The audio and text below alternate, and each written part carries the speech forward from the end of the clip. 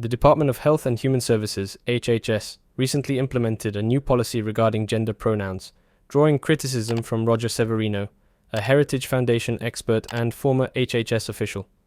Severino argues that the policy infringes on employee rights and may lead to terminations for misgendering. In a statement to Fox News Digital, Severino expressed his concern, stating, HHS and the federal government is requiring its employees to speak falsehoods.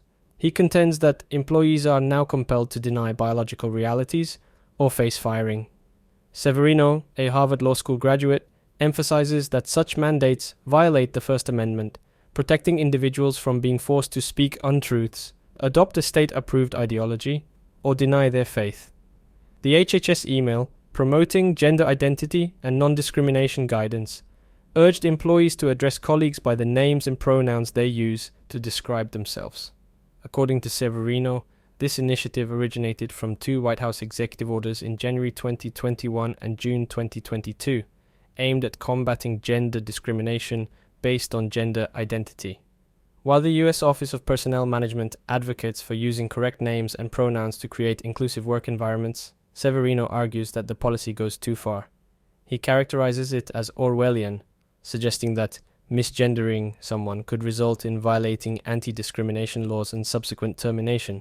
Severino also highlights an unlisted YouTube video featuring Assistant HHS Secretary Rachel Levine, who identifies as transgender. In the video, Levine asserts the validity of one's self-identity. Severino describes the policy as allowing individuals to wear clothing and use restrooms based on their identified gender, raising concerns about privacy and potential discomfort in locker rooms.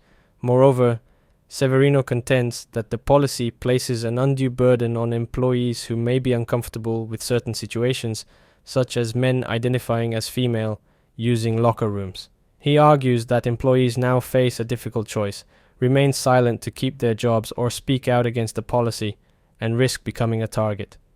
Despite the Biden administration unveiling this policy, Severino suggests that employees may have legal recourse to protect their rights and beliefs.